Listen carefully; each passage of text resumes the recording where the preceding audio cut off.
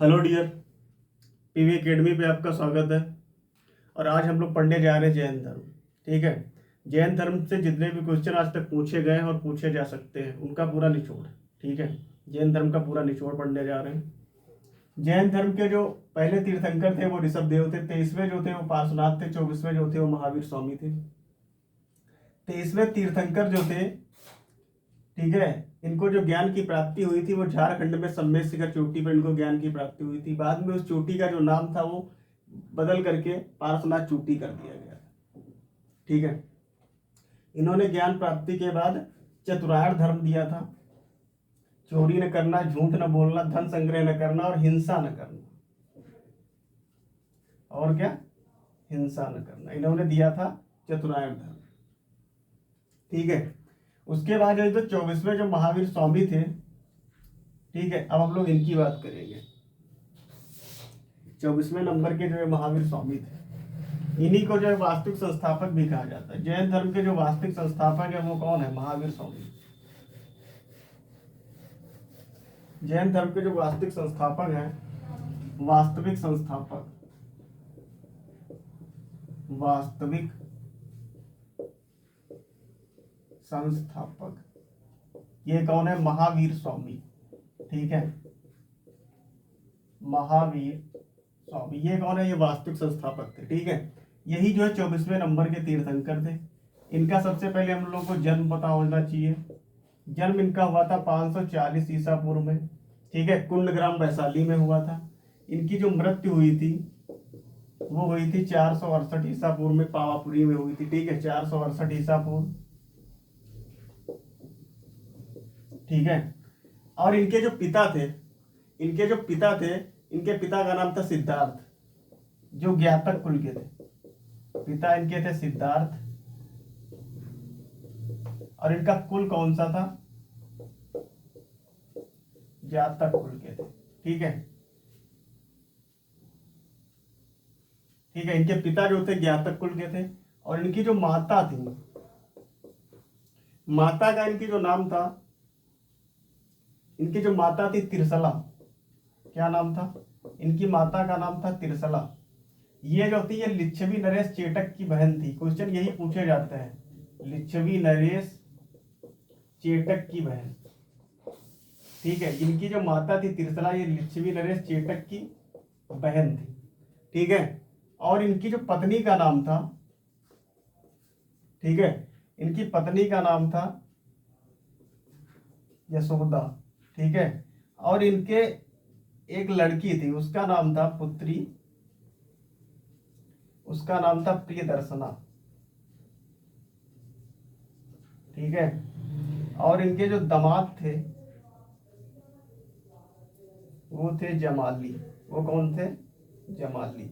और इनके जो बड़े भाई थे, इनके बड़े भाई का नाम था नंदी वर्मन।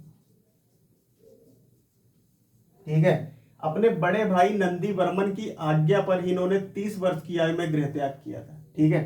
अब आगे बढ़ते हैं हम लोग।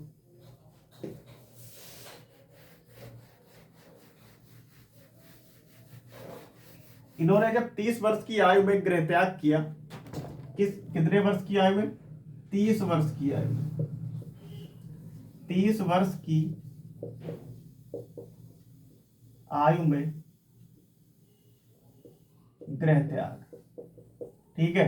इन्होंने 12 वर्ष तक तपस्या की है। उसके बाद 42 वर्ष की आयु में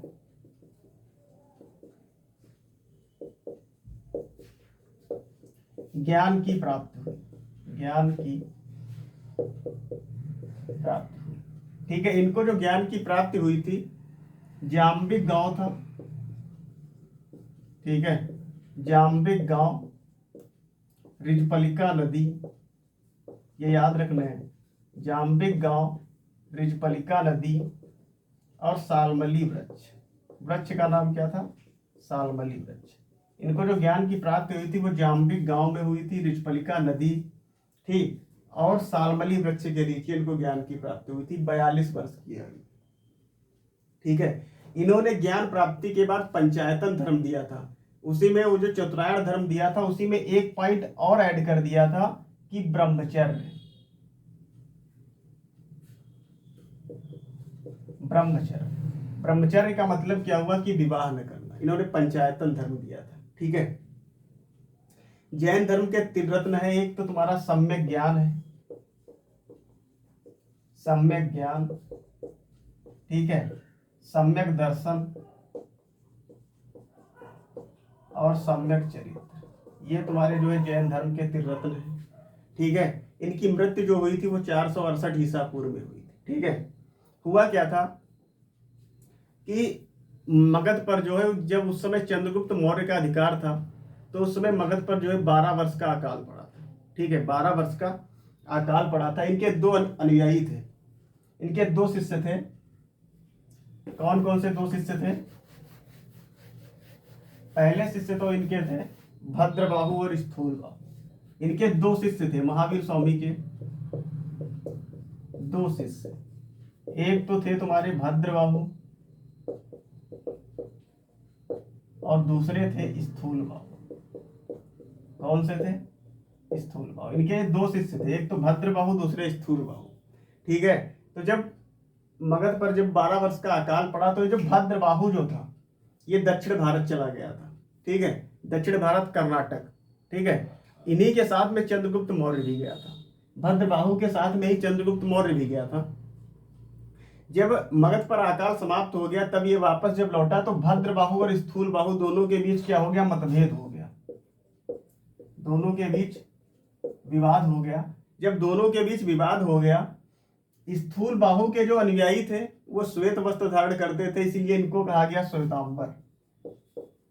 क्या कहा गया? श्वेतांबर। और भद्रबाहु के जो अनुयायी थे वो निर्वस्त्र रहते थे। वो क्या रहते थे? निर्वस्त्र। इनको कहा गया दिगंबर। ठीक है, इनको क्या कहा गया? दिगंबर कहा गया। इनको क्या कहा गया? श्वेतांबर कहा गया। अब जैन धर्म के प्रचार प्रसार के लिए जब जैन संगतियां हुई हैं, तो पहली जैन संगत जो हुई है वो 300 ईसा पूर्व में हुई है। 300 ईसा पूर्व।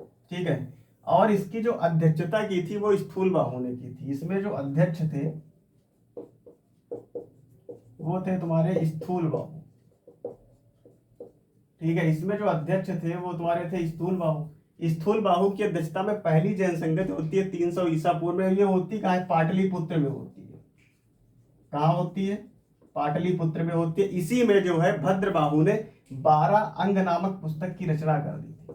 12 अंग नामक पुस्तक की रचना कर दी थी। जो दूसरी जैन संगत होती है वो 6ठी शताब्दी में होती है, 6ठी शताब्दी में। और ये जो जैन संगत होती है, इसकी जो अध्यक्षता करते हैं वो करते हैं देवाधिस्मरण, देवाधिस्मरण। और इसमें जो है 12 उपांग नामक पुस्तक की रचना की गई थी। ठीक है। पहली 300 ईसा पूर्व में हुई थी, पाटलिपुत्र में हुई थी। दूसरी तुम्हारी 6ठी शताब्दी में होती है, और इसकी अध्यक्षता करते हैं देवाधिस्मरण, देवाधिस्मरण, देवाधिस्मरण। ठीक है, इसकी अध्यक्षता करते हैं। ठीक है। जैन धर्म की जो सबसे पवित्र ग्रंथ है उनको क्या बोलते हैं? आगम बोलते हैं। क्या बोलते हैं? आगम बोलते हैं। ठीक है, इनको हम लोग क्या बोलते हैं? आगम बोलते हैं। ठीक है। इनके 2 शिष्य थे, एक तो भद्रबाहु, दूसरा स्थूलबाहु। ठीक है। दोनों में जब मतभेद हो गया, तो जो भद्रबाहु के जो लोग थे वो दिगंबर कहे गए, और स्थूलबाहु के जो लोग थे वो श्वेतांबर कहे गए। ठीक है। पहली होती है 300 ईसा पूर्व में, दूसरी होती 6ठी। इन्होंने, ये जो तुम्हारे वो महावीर स्वामी थे, इन्होंने पहला उपदेश जो दिया था, पहला उपदेश ये देते हैं राजगीर में, विप्चुल की पहाड़ियों पर। कहाँ देते हैं? पहला उपदेश देते हैं राजगीर में। ठीक है। और अंतिम उपदेश दिया था इन्होंने पावापुरी में, वहीं पर इनकी मृत्यु हुई थी। अंतिम उपदेश ये कहाँ देते हैं? पावापुरी में। ठीक है, अंतिम उपदेश कहाँ दिया था? पावापुरी में दिया था। ठीक है। तो और 3 मंदिर, जैन धर्म के जो 3 प्रसिद्ध मंदिर हैं उनको याद रखिएगा, वो ज्यादातर पूछे जाते हैं। किसने बनवाया था और ये कहाँ है?